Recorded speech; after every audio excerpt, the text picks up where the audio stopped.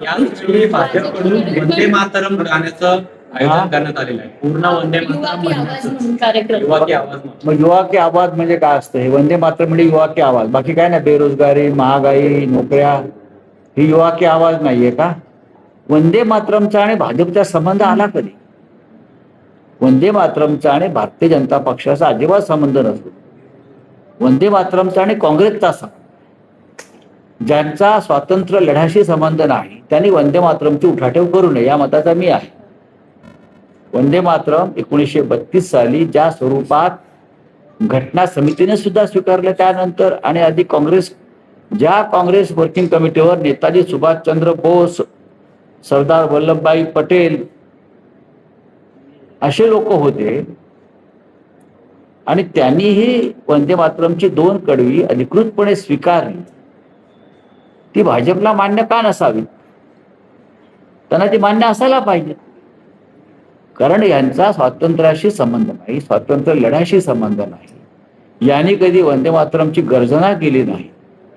जे वंदे मातरम करत फासावर गेले त्यांचा यांचा काही संबंध नाही, आणि आता हे नसते उठाठेव करतायत. या देशामध्ये कोणीही वंदे मातरमला विरोध केलेला नाही, हे लक्षात घ्या. जंतर मंतरवर मुलं वंदे मातरम गात असताना त्यांच्यावरती पोलिसांनी लाठी आणली. हे फक्त ब्रिटिश काळामध्ये होत.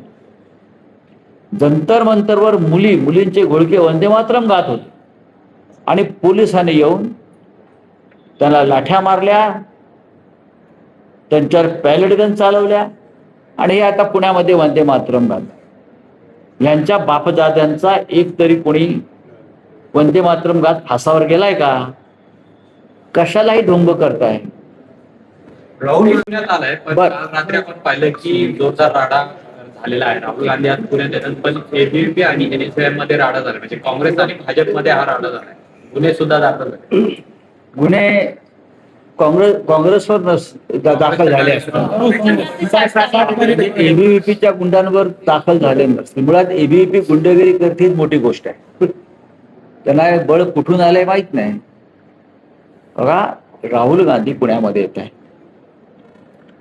ते या देशातल्या लोकसभेचे विरोधी पक्षनेते आहेत. या देशाचे ते नेते आहेत. जरी एबीव्हीपीला ते मान्य नसलं किंवा मोदी शहा मानत नसले, तरी भविष्यामध्ये पार्लमेंटला राहुल गांधींच्या समोरच विरोधी पक्षामध्ये ह्या लोकांना बसावं लागलं. हे त्यांनी आता मानसिक तयारी केली पाहिजे.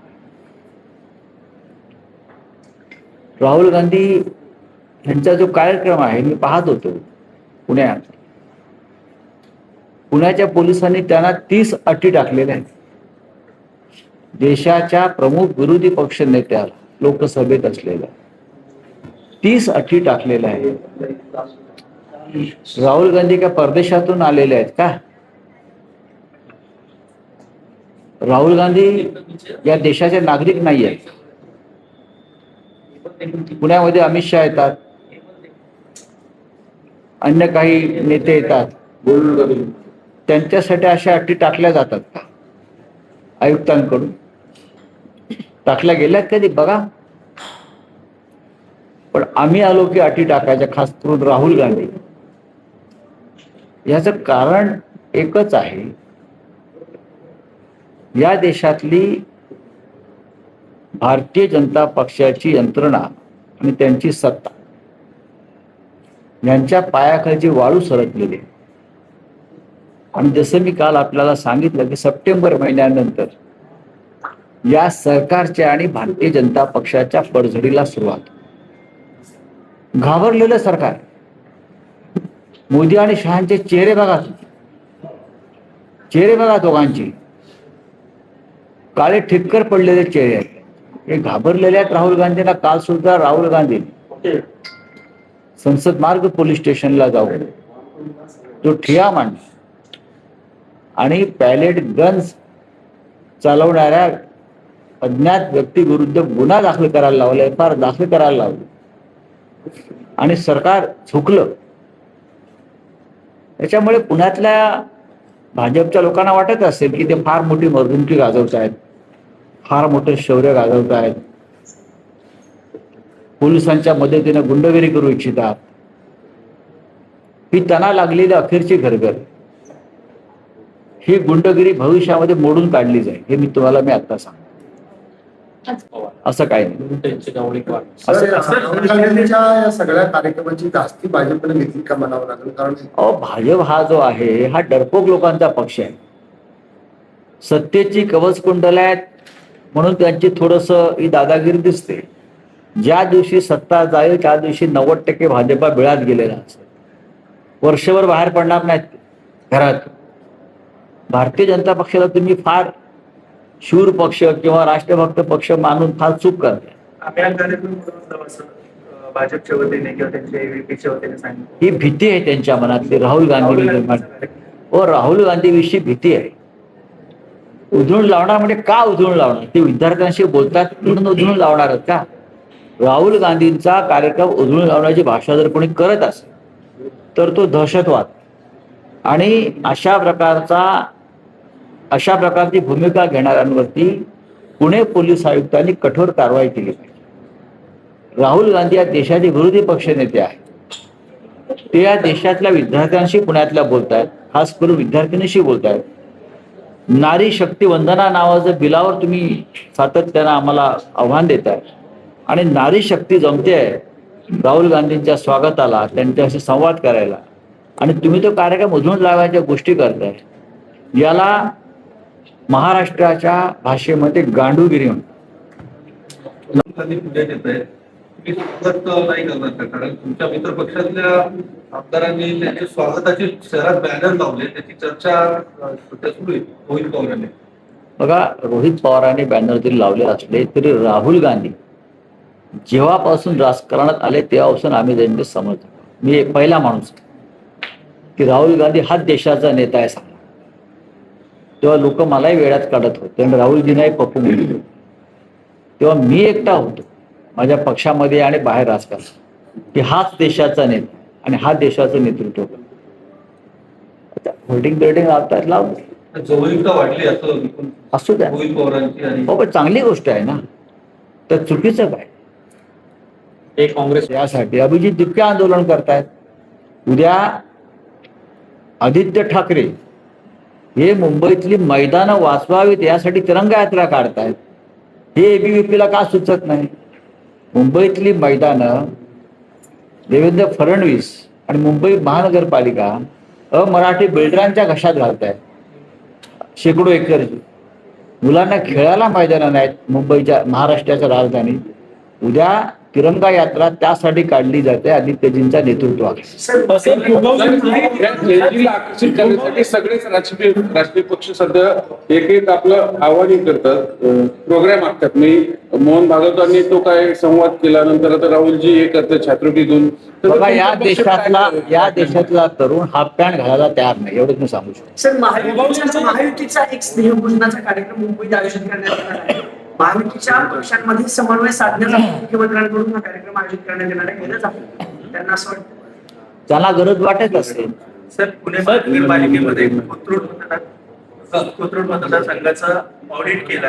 ऑडिट करण्याची मागणी केली राष्ट्रवादीच्या नगरसेवकाने, म्हणून त्यांचा निधी शून्य करण्यात आलेला आहे. चंद्रकांत पाटलांच्या कामाचं वाटतं. मी ते वाचलं. मला वाटतं अमोल बलकवडे बालवडकर त्यांचा 10-12 कोटीचा निधी आणि अजून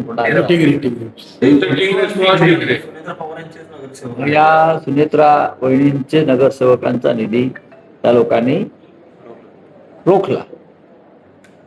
त्याच्यावर सुनेत्रा वहिनींनी बोललं पाहिजे ना. सरकारमध्ये कोण बसलाय? सरकारमध्ये त्या उपमुख्यमंत्री आहेत आणि त्यांच्या पुणे जिल्ह्यामध्ये इथून ते नेतृत्व करतात. त्या पुणे जिल्ह्यातून जर तुमच्या 2 नगरसेवकांचा निधी थांबवला असेल तर कधीतरी या विषयावर उपमुख्यमंत्री म्हणून त्यांनी बोललं पाहिजे.